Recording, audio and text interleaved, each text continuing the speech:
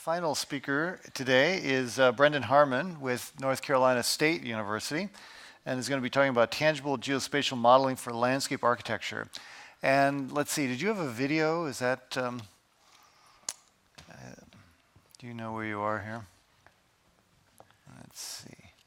Yeah, why don't we, I'll let you find it. Yeah, great. There we go.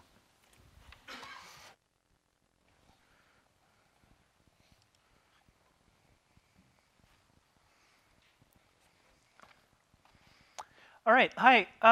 My name's Brendan Harmon. I'm at North Carolina State University, and my collaborators are Helena Mitasova and Anna Petrasova.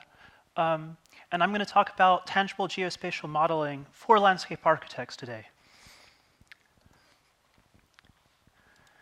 So there's traditionally in design and landscape architecture especially, we use very intuitive methods like sketching, clay model making, contour models to explore our design ideas.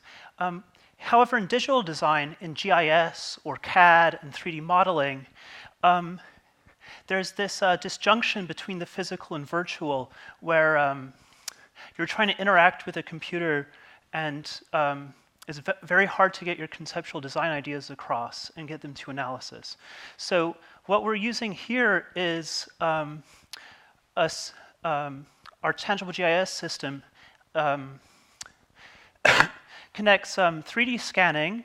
Well, first of all, sculpting landform, sculpting a physical model in a cycle with then 3D scanning into a GIS. We run geospatial analyses on it, and then we project them back onto the model, creating a really intuitive feedback cycle. So it's coupling a physical model with a virtual model. Here we're using a physical model that's made of polymeric sand, and we're scanning it in with a Connect scanner, and we're running a flow accumulation simulation on it, and we're creating different change scenarios. And in near real time, it's updating the flow accumulation model and with a new digital elevation model and showing the changes.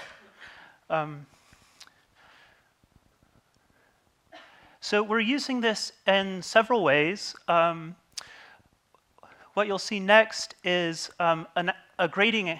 We're using it for grading to teach young landscape architecture students how about the three-dimensional form of topography. So we have the existing digital elevation model projected here with the contours on a flat surface. And then people are going to interactively and collaboratively build up the landform and try and create the existing surface. We're going to project, as it's scanned in, we're going to run a difference model and show how different from the digital elevation model, the sand model is right now.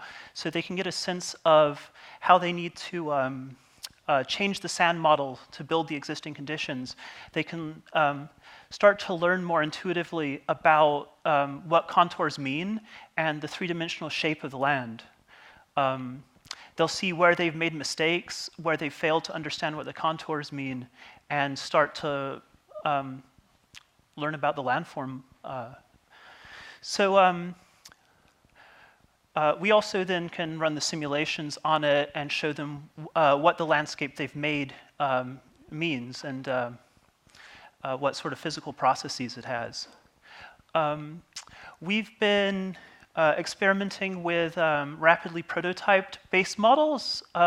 So we're also using 3D printing and computer numeric controlled routing and milling to generate very high resolution, very accurate models. And then we can build polymeric sand models on top of that to allow a very interactive surface that's accurate.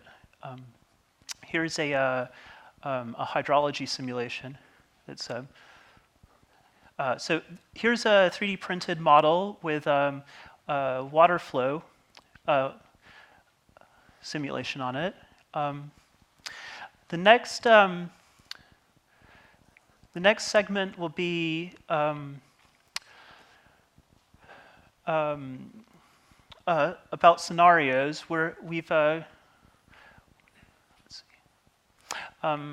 It's a scenario for flooding and storm surge on the Outer Banks of North Carolina. So here we have the Jockey's Ridge State Park with its sand dunes where the first flight occurred. We have a CNC routed model underneath, and we've used a mold to press the sand into to create the surface.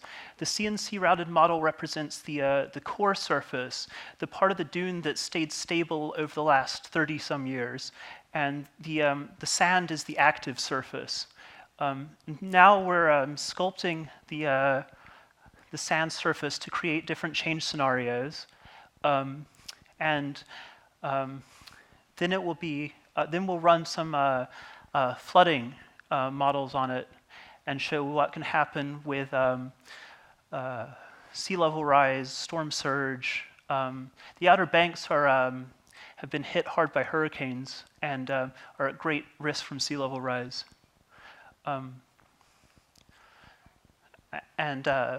We've also got to run a fire model on Jockey's Ridge.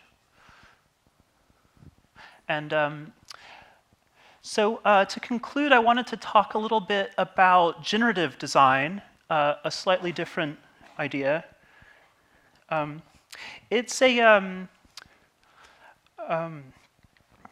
cycle of, first of all, ideation or conceptualization, then form generation, then analysis, and finally critical refinement, and then again to reconceptualization.